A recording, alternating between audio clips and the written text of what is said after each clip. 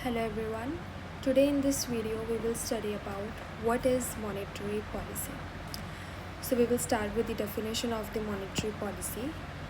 So it is the policy of the central bank, that is RBI for India, to control the supply of money, availability of credit, that is how much a borrower will receive from a lender, and interest rates in the economy to achieve economic stability. So when economy slows down or when this progress is slow, then monetary policy is considered and interest rates are fluctuated accordingly. So next is what are the main objectives of monetary policy. So here are some of the objectives that is considered while like using monetary policy by the RBI. So main objectives are control inflation. So monetary policy is used to control inflation. In case of inflation, prices rise, and due to price rise, there is instability in the economy, and for that, monetary policy increases interest rate. तो जब rate of interest increase होगा तब loan लेना जो है वो difficult हो जाएगा, बिजनेसेस के लिए हो, चाहे वो कंज्यूमर के लिए हो. सो कंट्रोल जो है वो इन्फ्लेशन पर वो हो जाएगा with the help of monetary policy. Next is promote economic growth. Again, when economy slows down, when the progress is slow, so economic growth is promoted through expansionary monetary policy that we will discuss further. Next is ensure price stability. So price stability is ensured, like rise in prices, fall in prices, all these things are ensured. Stability in prices ensured. Next is generate employment, maintain financial stability. Again, these points we will discuss further in the video. Now, what is the aim of the RBI? So RBI aims at economic stability and growth, mainly aims at economic stability and growth.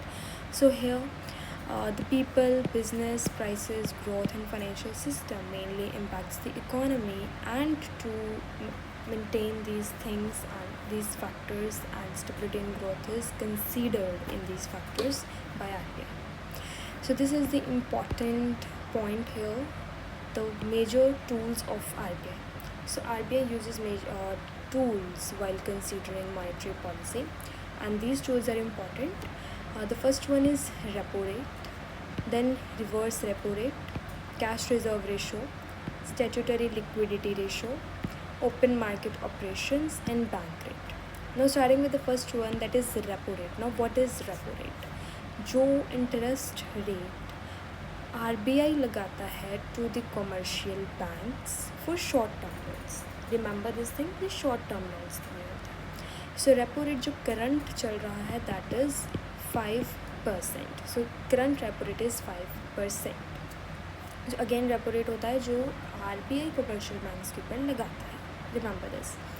Then reverse repo rate. Now reverse repo rate is जो commercial bank interest rate लगाता है RBI के ऊपर, that is reverse repo rate. Now current reverse repo rate is 3.35%. So ये जो है वो हर एक मीटिंग में चेंज किया जाता है एंड कंसीडर किया जाता है according to the situation. Next is cash reserve ratio. Now cash reserve ratio is commercial banks ने कितना रिजर्व जो है वो कैश में रखना है, that is cash reserve ratio. And the cash reserve ratio currently is 3%. Next is statutory liquidity ratio.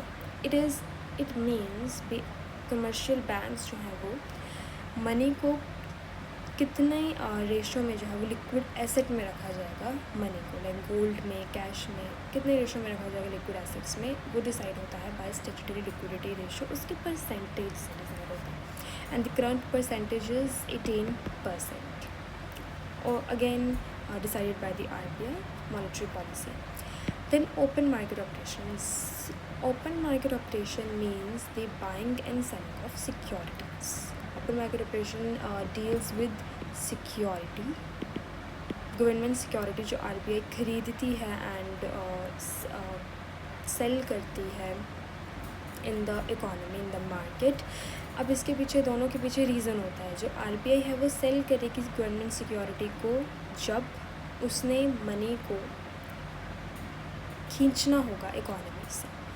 खींचना in the sense जब मनी सप्लाई को कम करना होगा इकोनॉमी में, then RBI will sell government securities in the economy. उससे क्या होगा, जो पैसा है, जो मनी है लोगों के पास, वो RBI के पास आएगा।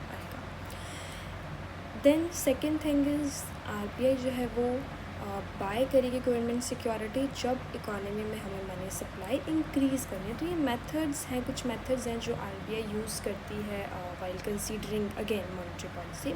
So open market operations is one of this. Next is bank rate. Now what is bank rate? This is the normal interest rate जो कंसीडर किया जाता है by the commercial banks, and that is current bank rate is 5.50%.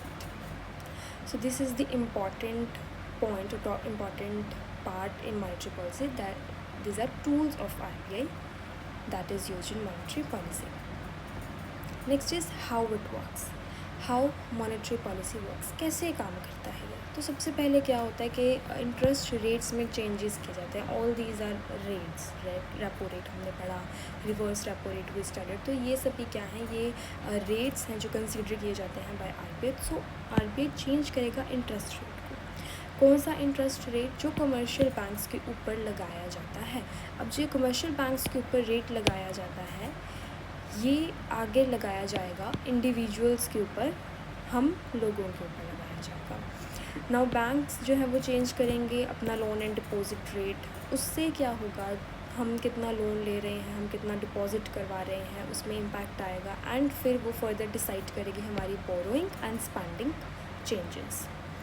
Then inflation and economic growth जो है वो control होगी accordingly. Now यहाँ पर दो सिचुएशंस आती हैं अगेन। अगर इंटरेस्ट रेट को इंक्रीज़ किया जाता है, मतलब बैंक रेट्स जो हैं वो लोन का जो रेट है, जो डिपॉजिट रेट्स हैं वो इंक्रीज़ करेंगे। अब जब ये इंक्रीज़ होगा तो हम लोन जो है वो कम लेंगे, क्योंकि अब हमें इंटरेस्ट रेट जो है वो ज़्यादा लगेगा लोन लेने पर। सो हमारी बोरिंग्स जो है वो कम हो जाएंगी। इट मीन्स इन्फ्लेशन को शायद कंट्रोल करने के लिए या फिर मनी सप्लाई को कंट्रोल कम करने के लिए इस स्टेप को लिया जाता है मेनली जब इंटरेस्ट रेट को इंक्रीज़ किया जाता है। सेकेंड सिचुएशन होती है जब इंटरेस्ट रेट को डिक्रीज़ किया जाता है ना। डिक्रीज़ करने पर क्या होता है, इंटरेस्ट रेट को डिक्रीज़ किया जाता है। डिक्रीज़ करने पर क्या होगा, जो लोन रेट है, जो डिपॉजिट रेट है वो भी डिक्रीज़ किया जाएगा। अगेन अब क्या होगा, लोन लेना जो है वो ईजी हो जाएगा, बिजनेसेस के लिए है चाहे वो कंज्यूमर के लिए है। सो बोरोइंग्स एंड जो स्पेंडिंग है उसमें चेंज आएगा, उसमें इंक्रीज़ हमें देखने को मिलेगा, and accordingly inflation and economic growth जो है वो कंट्रोल हो जाएगा। So this is how monetary policy works. Next is why और when is monetary policy considered.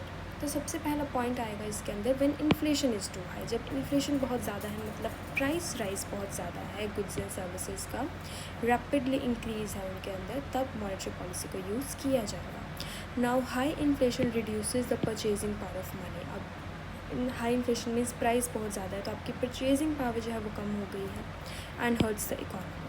So RBI जो है यहाँ पर कॉन्ट्रैक्शनरी मॉनेटरी पॉलिसी को यूज़ करेगी। Now what is contractionary monetary policy? जब हमें मनी सप्लाई को रिड्यूस करना होता है, that is called contractionary monetary policy, and inflation को कंट्रोल किया जाता है।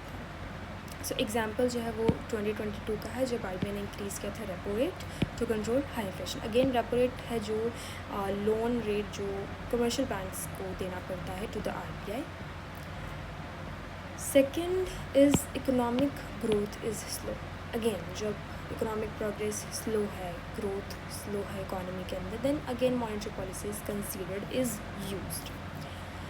नाउ रिसेशन इज़ जब इकोनॉमी जो है वो स्लो प्रोग्रेस कर रही है।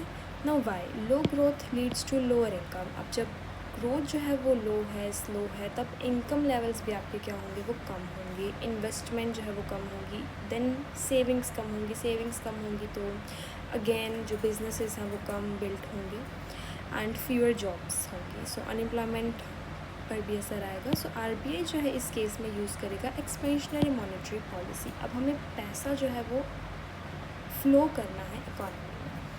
सो to increase money supply, lower interest rates and encourage encourage growth. तो इंटरेस्ट रेट कम हो जाएंगे तो मनी सप्लाई जो है इवेंचुअली इंक्रीज़ हो जाएगी इकोनॉमी के अंदर. Now what is the example? हम कोविड-19 का एग्जाम्पल लेकर चलते हैं. जब कोविड-19 आया था 2020 में, RBI ने रिड्यूस कर दिया था रेपो रेट को एंड इंक्रीज़ कर दी थी liquidity to support economic growth.